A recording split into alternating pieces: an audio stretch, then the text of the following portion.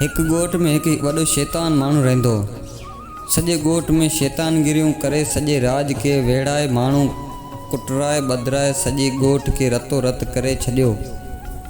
जॾहिं मरण जी कंधी ते अची पहुतो त सॼे ॻोठ वारनि खे घुराए चवणु लॻो, मूं सॼी हयाती तव्हां ॻोठ वारनि सां ॾाढियूं नाजाइज़ियूं कयूं आहिनि, सो महिरबानी करे जॾहिं आउं मरां त मुंहिंजे लाश खे ॻोठ जे ॿाहिरां वण में टंगे मुंहिंजे मथां पथर ऐं सुरोटा जूता वसाए वञनि ऐं जीअं मुंहिंजा गुनाह बख़्श थी वञनि। जेॾी महिल मरी वियो त ॻोठ वारनि वसियत मुताबिक़ हमरा जो लाश टंगे अची पथर सुरोटा जूता वसाया। पुलिस खे ख़बर पई त सो अची सॼे ॻोठ वारनि खे ॿधे थाणे ते खणी विया। अवां हमरा खे पथर सरोटा जूता हणी करे मारियो आहे।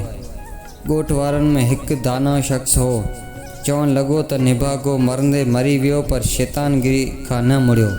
सो असांजे मुआशिरे में बि कुझु अहिड़ा फ़र्द आहिनि जिन जो हरकतूं ॾिसी शैतान बि लॼ थींदो हूंदो।